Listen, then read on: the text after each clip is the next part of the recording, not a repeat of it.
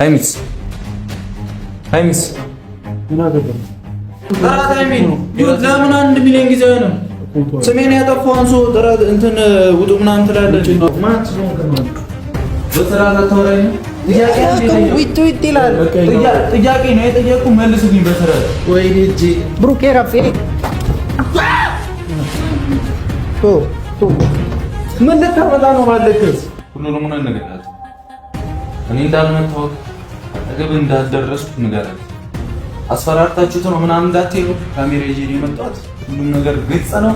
ምንም የሚደባበቅ ነገር ዛሬም የቀለጠው መንደር አቶ ብሩኬ አሁንም እንዴት ጥጋብህ አልበርዳለ ኤፍሬምን ዛሬም መታው። እውነታውን ካላወጣ ምን አባህንስና ልታረግ ነው? እኔ አይደለሁኝም ሀይሚ የታለች ካለችበት አንጣ በማለት ከፍፄ ጋር ተባብረው እሱን በመምታት በቪዲዮ እንዳየነው ነው ማለት ነው። ሀይሚዬ ግን ለማመን አቅቷታል።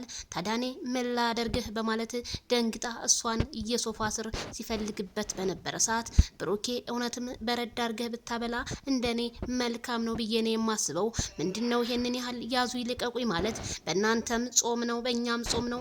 ምንድነው መስቀል ብቻ አንጠልጥለህ እንደንትን ምን ይሄንን ያህል ተግባር ካልሰራህበት ምን ያደርጋል ስልህ ከዚሁ ነግርሃለሁ። ብዙዎቹ እያዘኑ ያሉት የብሩኬና የሀይሚ መበጥበጥ እንደገና ሶስተኛ ኤፍሬም እዚህ ውስጥ በመግባቱ በሽተኛ እያደረጉት ነው።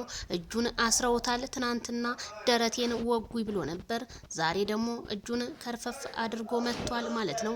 መጨረሻውን ያሳምርለት። ቤተሰብ እናንተስ ምን አላችሁ? ላይክ፣ ሸር፣ ሰብስክራይብ ለሁሉም ይድረስ። ሀይሚ ግን ውሳኔሽን ማሳወቅ አለብሽ።